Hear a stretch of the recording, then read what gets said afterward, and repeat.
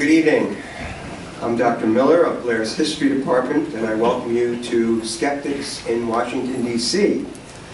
Those Skeptics is my Tuesday activity every week on campus. This is special for me. I've been sending emails for a number of years to the folks here and some others. And the idea was to perhaps meet in Washington, in the nation's capital, to discuss some weighty foreign policy issues. Special thanks also goes to a few people in the audience, or at least one in the audience, Chris Fussell, who was a Navy SEAL for 17 years, and now he's with McChrystal and Associates, class of '92, who was on that email list, and also to some woman who is not here. Elizabeth Webster is a core member of this group. She's a Foreign Service officer serving in Hungary, and it was her notion that all of these folks spoke at Blair, and we all email each other. It's time for you to come down. Here I am, Liz, and I will email her after tonight. Of course, none of this would get off the ground without the tireless efforts of our development office, Jenny Main, Kara Molman, Belmo Lublina, Meg Marsh, and of course, the support of our new head of school, Chris Fortunato, who just walked in. Just arrived. Nice, on cue. Who has really raised the bar in terms of Blair's commitment to global perspective. Each of our four panelists will briefly discuss a critical foreign policy area or two, and then open it up to Q&A. And the first speaker will, and let me just introduce him briefly first. Ambassador Steve Steiner here is class of '58, a senior advisor at the United States Institute for Peace's Center for Gender and Peace Building, a mouthful. Next to him is Alex Gallo, class of '96. He's a professional staff member with the House Armed Services Committee advising U.S. policy in the Middle East and Africa. And then Carrie Giddens-Pergram, class of '92, is a political consultant.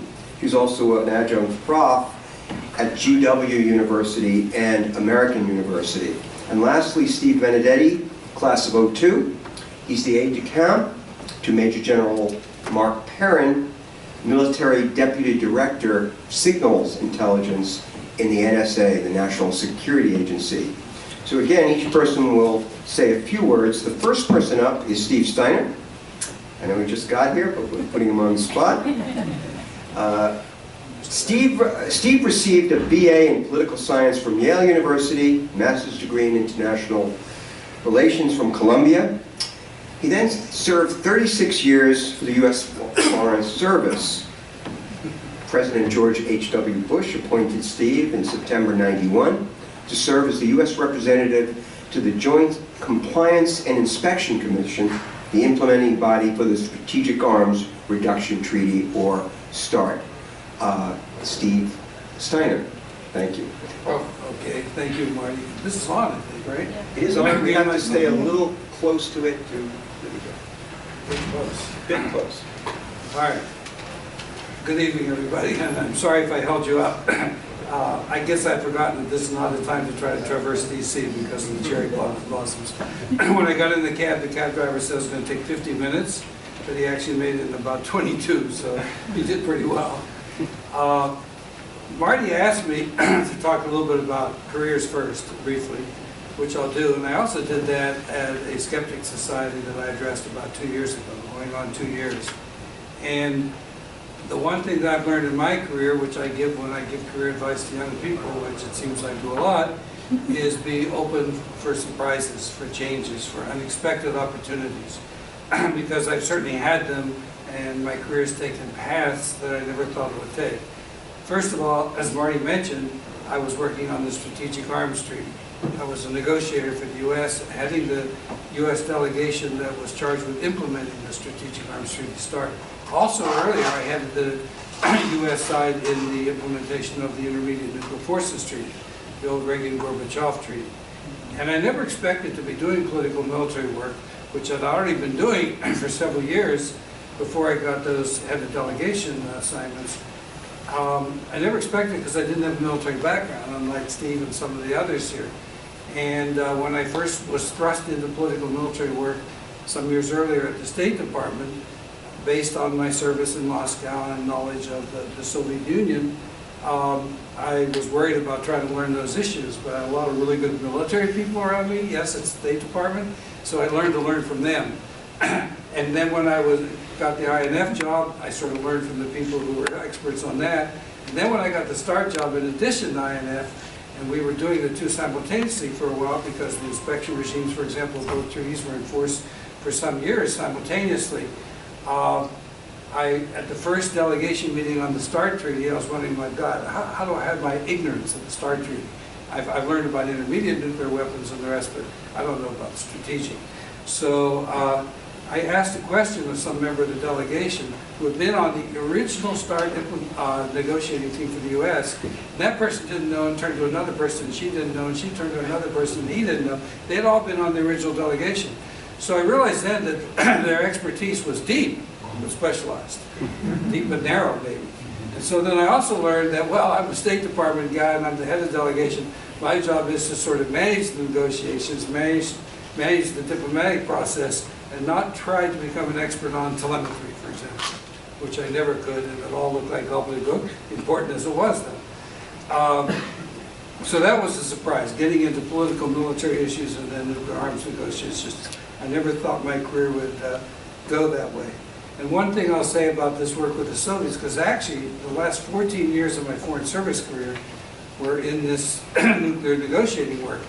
And I had to get out of the foreign service to get out of that work because they're going to keep me doing it as long as they can keep me in the foreign service. And I really got intellectually tired and wanted to move on to other things. And you'll see in a second, I really did other things after that. So I left the foreign service after 36 years, got out of the nuclear arms business, and started doing democracy and human rights work at the State Department. Never missed a day at the State Department at that retirement. Just came in on a different guise, no longer a foreign service officer. And democracy and human rights work quickly led me to gender work. Because, as Condi Rice loved to say, half a democracy is not a democracy. So I quickly saw that in our work on democracy, we had to make sure that women were empowered in the societies that we were working with. Because a country that doesn't empower its women, half the population, often more in these conflict countries that I've worked a lot with, because a lot of men died in wars and killed each other.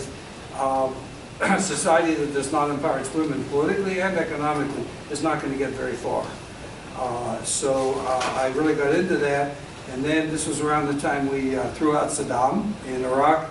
I was asked to start up a State Department program. We got $10 million in the beginning to have a capacity building program, a democracy training program for Iraqi women. And so I ran that for about 5 years, and we grew it into a program that's still going on. It's about a $60 million program now, because earmarks can be a good thing.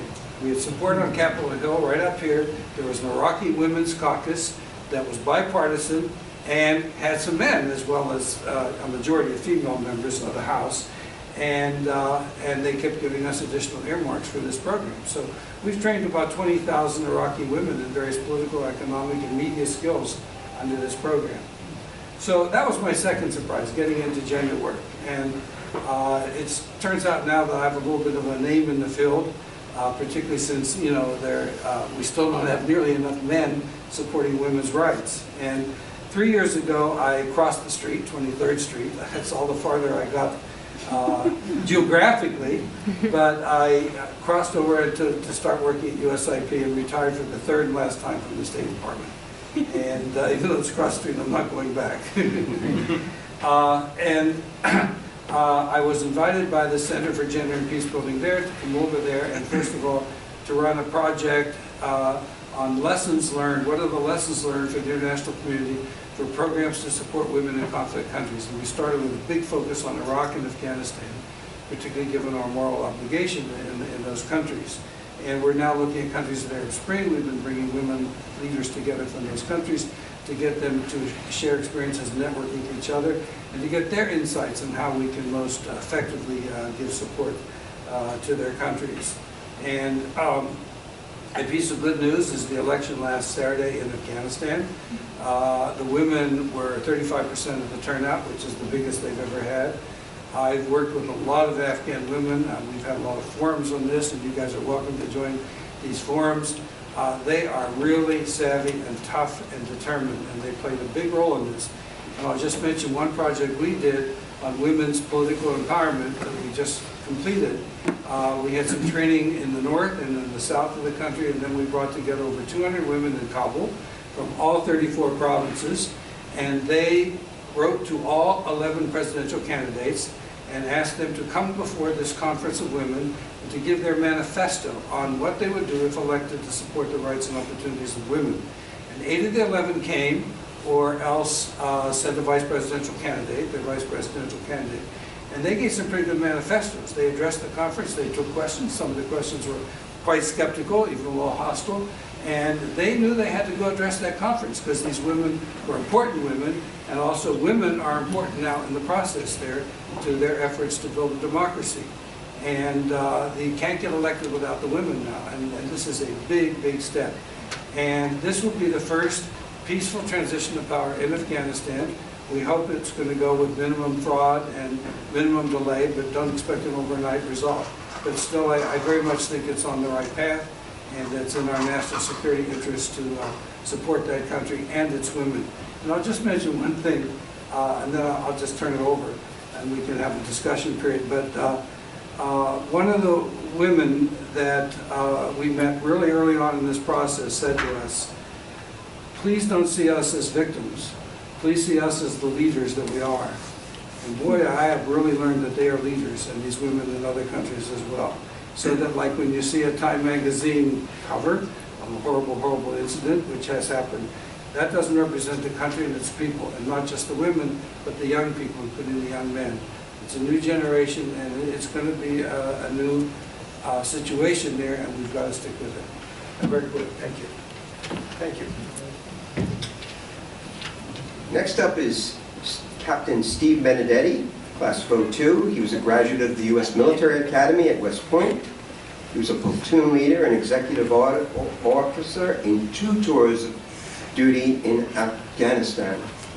Steve is a very modest guy, and I'm going to make him squirm a bit, but he was awarded 2 Bronze Stars, 1 with Valor, and a Navy Achievement Medal, I believe, for extricating a Marine unit from imminent danger, which is no small thing. I think he could trot that out at the Army-Navy game sometime, perhaps. Anyway, Steve Benedetti.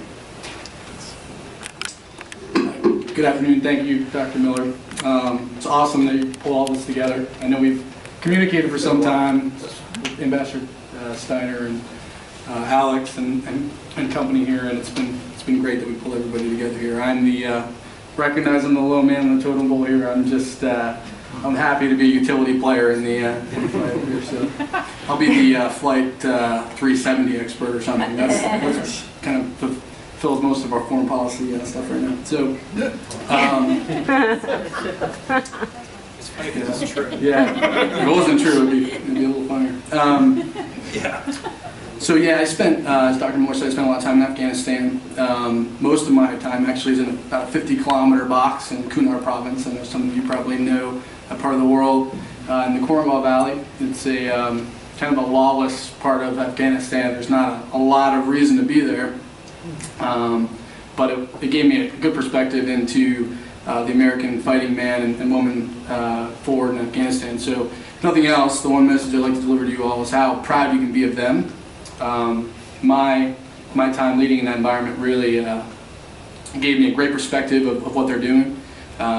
And it's just something that I always like to share with audiences whenever I get the opportunity. So yeah, great opportunity for me to see what young men and women can do when given a really tough mission. So awesome experience for me. So that's kind of what I think I've got the best job behind me now. I always say that if I've done the best job in my life, it's probably okay. You know, I'm pretty happy to have done that, and everything else is kind of water under the bridge now. So moving on with my career, then I moved from an infantry background. So my time in the infantry, I kind of recognized a desire and a need for better intelligence. I mean, we had great intelligence, but my feeling was that I could take some of what I understood as a ground commander and make our intel apparatus better, to deliver some of the national intelligence that we have to a tactical customer on the ground, the guy that doesn't necessarily get everything that they need. You know, we call it national to tactical integration.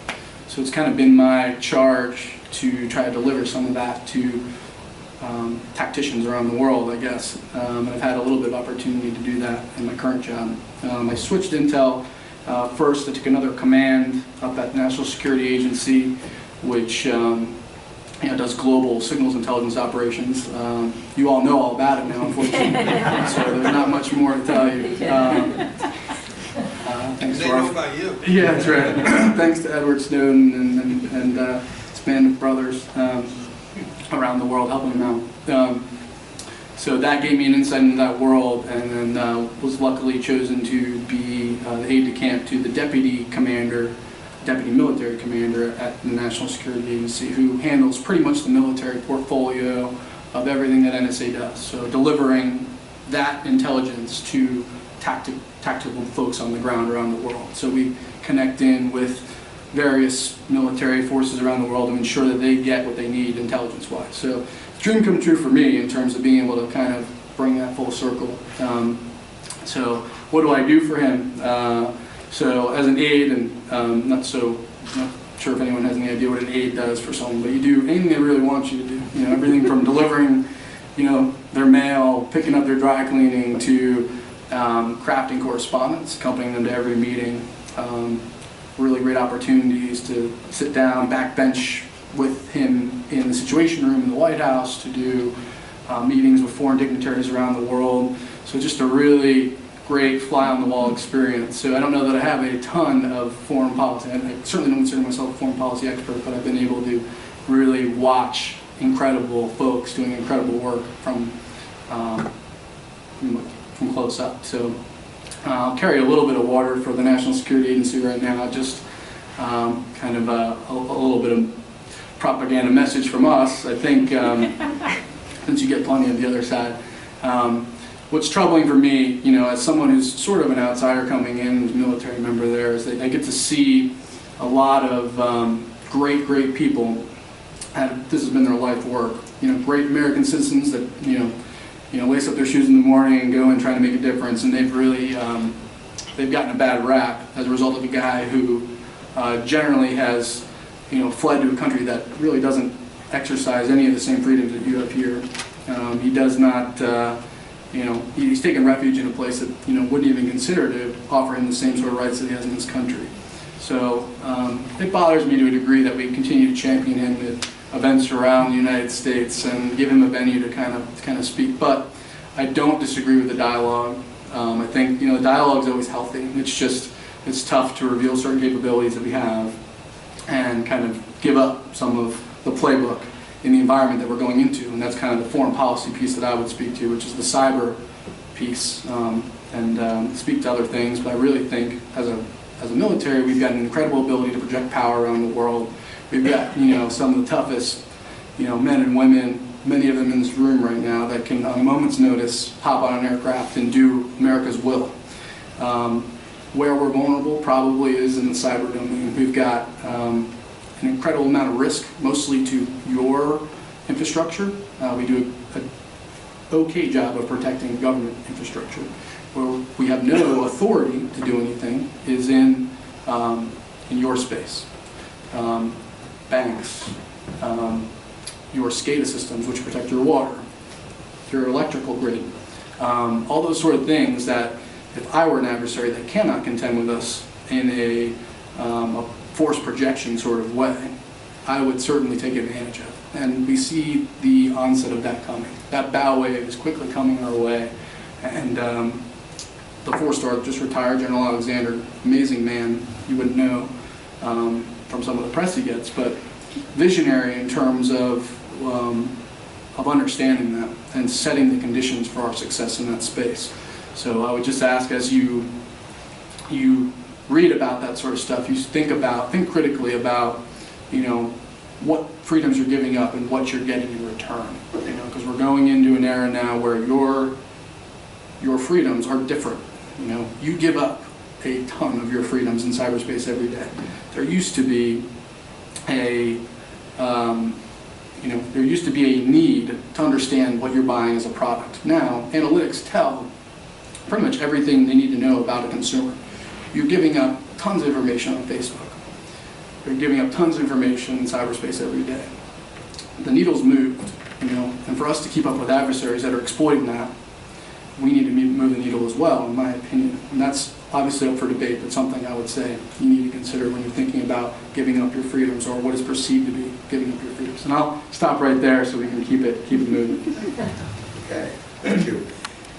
Next, we have Alex Gallo, class of '96. He's a graduate of the Military Academy also, and he earned an MA in Public Policy from the Kennedy School of Government at Harvard at the same time when our new head of school was a dean there. Interesting. As an officer in the Army, he served in deployments in Kosovo in 2002, in Iraq in 2004 and 2005, and he's been a professor at both the Military Academy at West Point and MIT.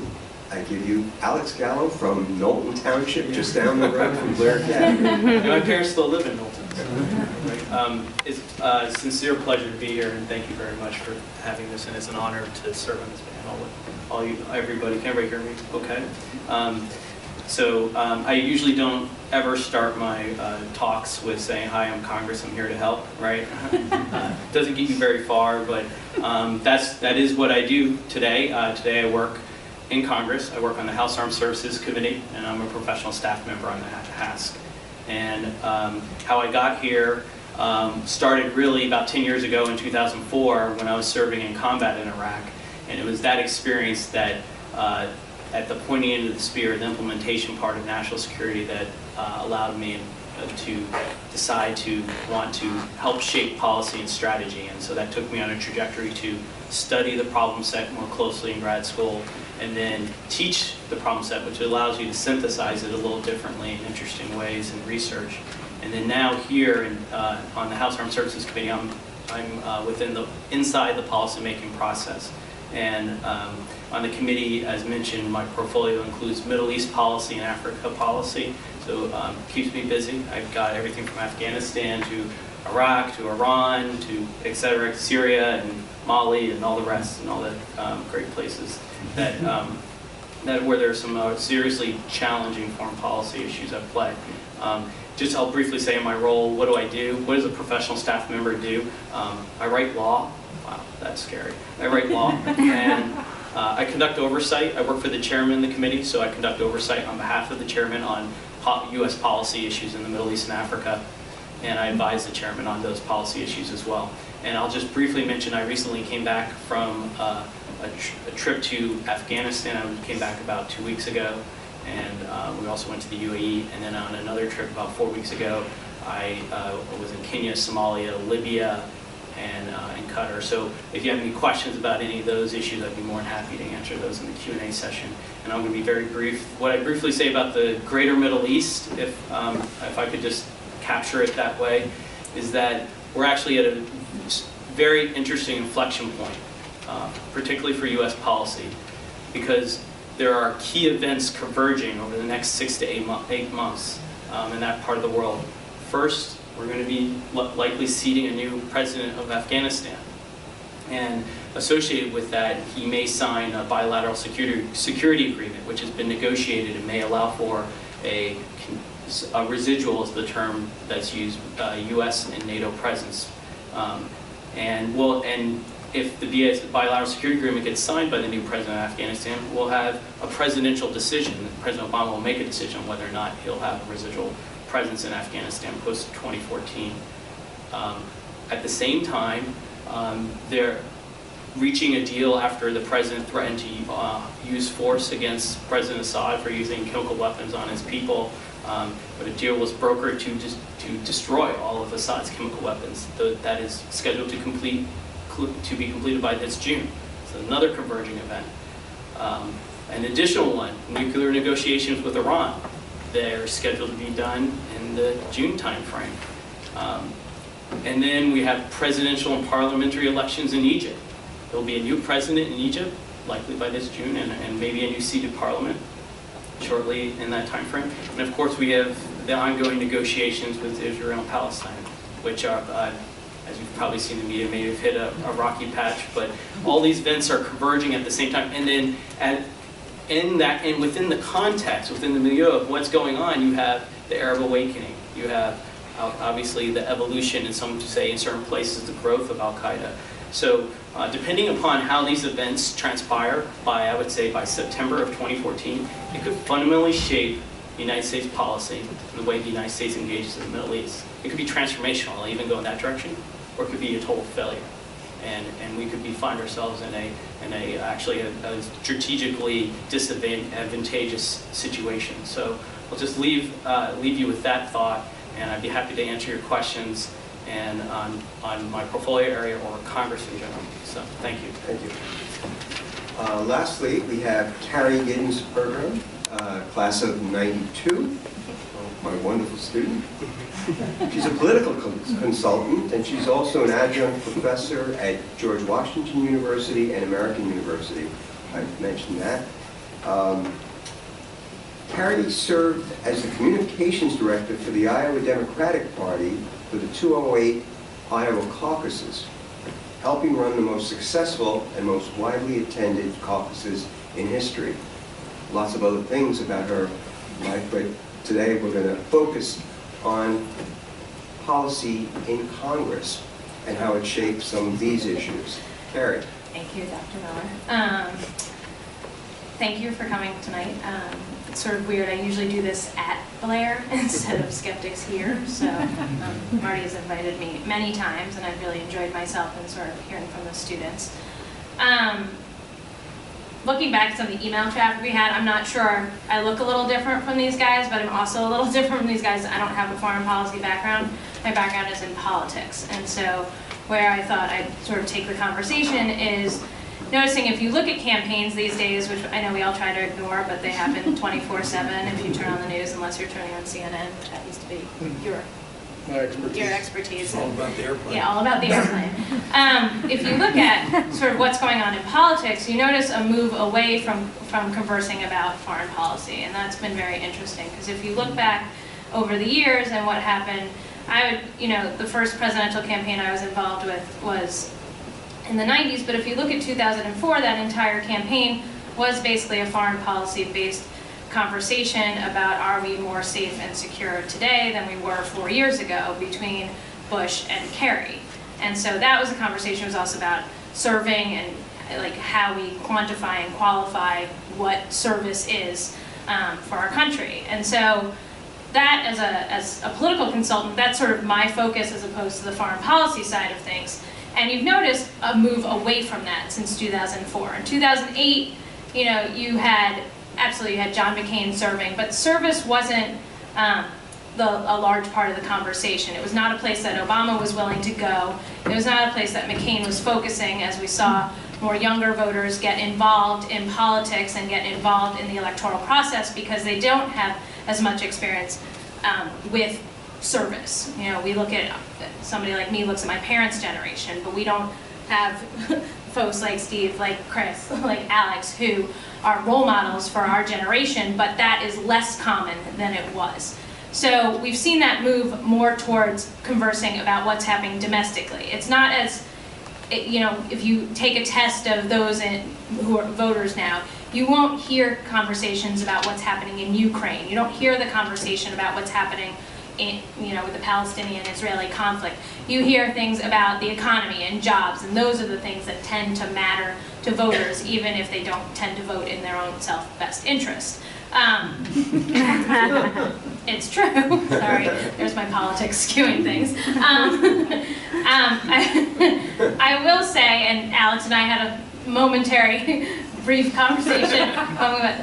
There have only been 23 public laws enacted in the second session of Congress this year.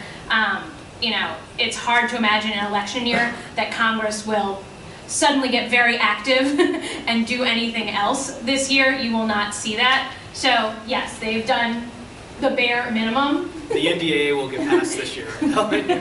His department, great, we're doing okay. But in terms of, but in terms of the continental divide that has taken place up here between Democrats and Republicans, it really has impacted the fact that we don't discuss anything of substance moving forward. I mean, if you look at what happened, the most recent example is what happened with the $1 billion loan to the Ukraine, which was scheduled to happen in the middle of March. The Senate sort of sat on it, wanted to have more involvement, they wanted to earmark money because they wanted money targeted at reforming the International Monetary Fund. That was finally pulled out, and finally on, I think it was March 27th, the House and Senate both voted to approve the $1 billion aid package to Ukraine. So what Congress should do next to confront President Putin remains to be seen, because I don't think we're going to see any sort of agreement much beyond where we were. So not that much happening in Congress these days. If you look at political campaigns, you're really not seeing conversation at all about foreign policy, which, if you just go scan some websites for members of the Senate who are running for re-election, you don't even see foreign policy. Sometimes you'll see the issue of immigration, couched in foreign policy, national security. You will not see a conversation happening in this day and age by politicians about this topic. So. Thank you. Well, let's thank them.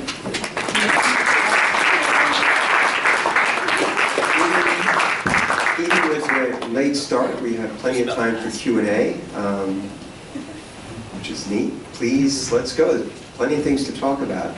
Questions, please. Anyone? Throw it out there. Chris. Alex, curious, at the HASC level, Yeah. So I left active duty in 2012. Yeah. You could, at least in my little world, you could sort of feel a regression back to 90s type thinking and models. Started to feel it in the funding side. I'm just curious, at the HASC, do you sense that? I mean, you went through massive transition 2004, 2005. You saw it firsthand. Yeah. Is there an awareness we need to keep that going, or is there aggression? I think there's regression for the reasons that. Excuse me.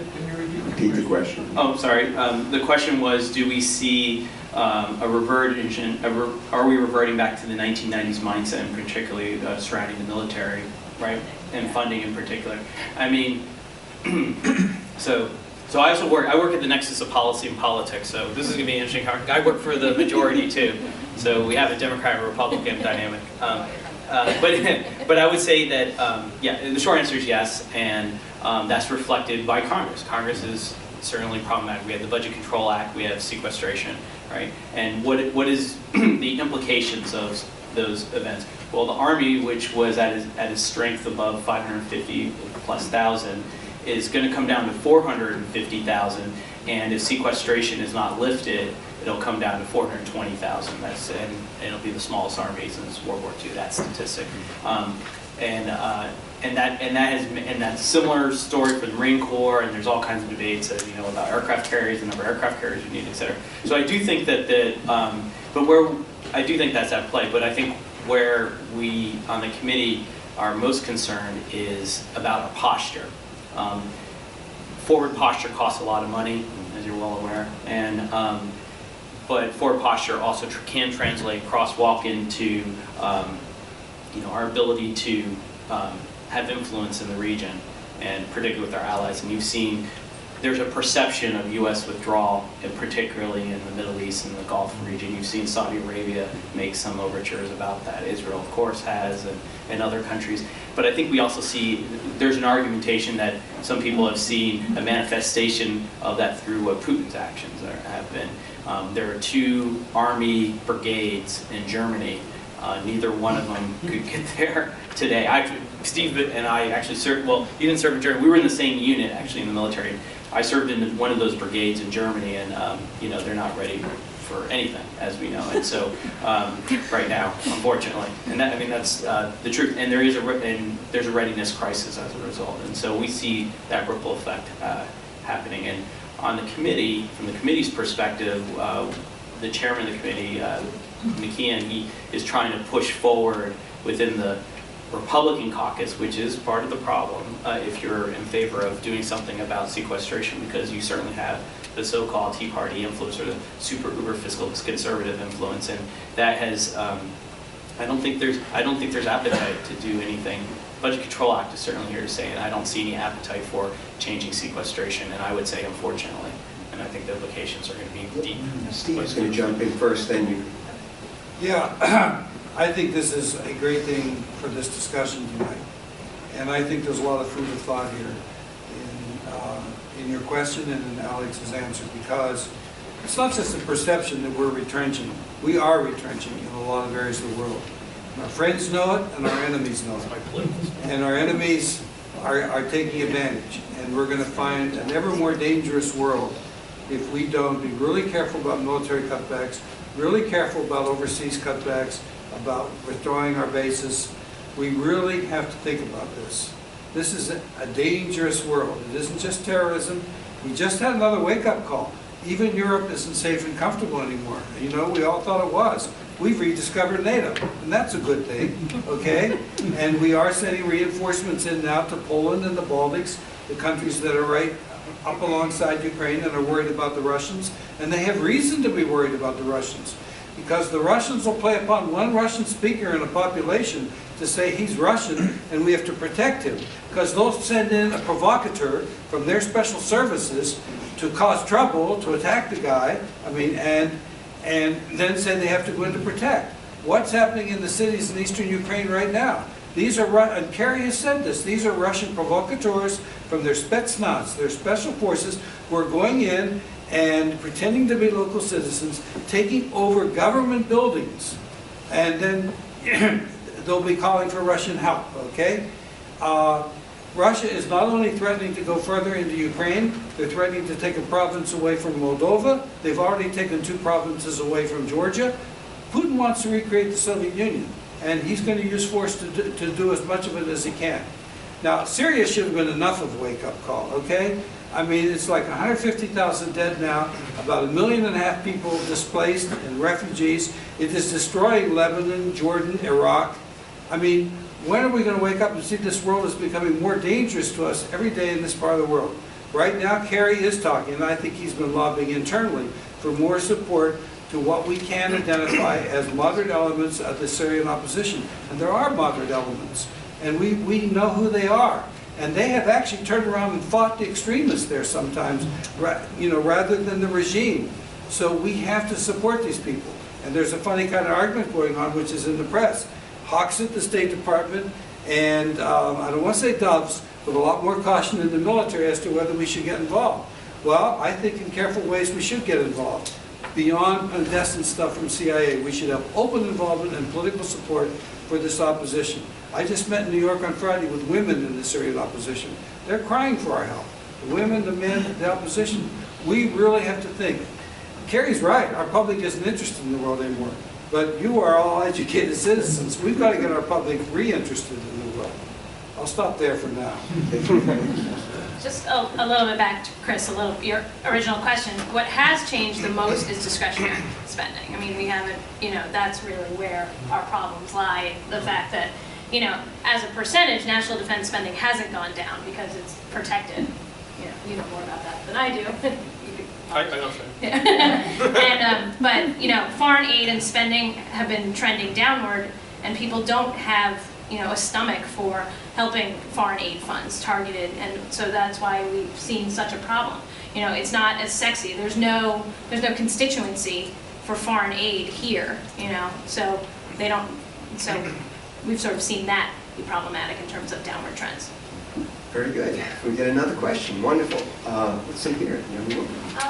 Hi, I'm Melissa, or Allie. Allie. I am wondering, I work in political fundraising, so I'm a little bit aware of what you guys are talking about. I'm wondering kind of how you recreate the conversation, because, when I'm at events, you're right, there's very little talk about foreign policy, and when it is, it's mostly just what you hear about the news and, very superficial things. There's not lobbyists talking about like what we should be doing or what we should be avoiding or this or that or the other. And, you know, it is a lot about jobs and what's happening domestically. And clearly, whether you're Republican or Democrat or anywhere on the spectrum, no one's getting along, no one's doing anything. We all agree that something needs to be done about Russia or Syria or whatever it is. So, I mean, why can't we push the conversation towards that and actually get something done? I mean, I sit in the events, and of course I'm not anyone important in the events, so I can't really say things as bluntly as I just did. But I mean, like, it seems so stupid to me. Yes, you can. You get to do it. I don't know. My boss might fire me. Somebody else. Sure, I guess I'll start. So I would say it's probably going to take some sort of large-scale event for it to occur in reality. I wish that wasn't the case, but in my, from the way I see things occur, I think we're very reactive. And we kind of get the privilege of being geographically, isolated from the rest of the world, but and we could get ahead of a lot of problems if we kind of pulled our head out of our fourth point of contact, as we said in the Army. Yeah, I mean, just to be more alarmist than we already have been, I would say the Syria problem is an example. At the height of Iraq, we had somewhere in the neighborhood of 1,000 foreign fighters inside of Iraq that came from places like Europe and the United States and other places around the world. So those folks all were huge threats because they could return and assimilate back into their societies and take on, an alias and then potentially conduct an attack later. In Syria, the number is more like 10 times that. So number much higher. And going forward, with a porous Turkish border and a real ability to move from Syria into Europe, I think we have the seeds for another huge attack event to come. And how we mitigate that is going to define, where we're going to go in the future. So I think it will be a big event, to be honest. I hope it's not, but I think it will be some large-scale event. Event nationwide, you mean? In Europe, Or, here. Sorry. Yeah, it'll either be with a close ally or with, some sort of large-scale attack of some sort. Meaning something that will pull us to the cause as a nation. Just picking up on Steve's point, the statistic is, as Steve basically said already, is that there are maybe 5 times more foreign fighters going into Syria than at the height of the foreign fighter flow into Iraq. And, so that is concerning. And they're from, I would say, over 50 nations around the world. You see flows in both directions. Going back to your question about why, I think implicitly or explicitly your question is why are we not doing anything about these problems? So the administration's policy, the Obama administration has decided that they believe it's not in U.S. interest at this point to get engaged in any kind of protracted conflict, much like Afghanistan and Iraq. And so they're certainly doing things on the margins to shape these conflicts and to mitigate for vital United States national security interests, and I can describe some of those in detail. Some of them, Steve already alluded to, possibly training and equipping the Syrian opposition, vetted Syrian opposition. That hasn't been done in an overt sense, but is being contemplated in a more robust fashion, perhaps. And so there are various things that are being thought about, but those are on the margins, right? They're just, as I mentioned in my list, their foreign policy, the administration's foreign policy tool is to focus on diplomatic, largely through negotiations to mitigate for any conflicts, right? So negotiations with Iran is a step to attempt to take any type of military or requirement to do a military option off the table, for example.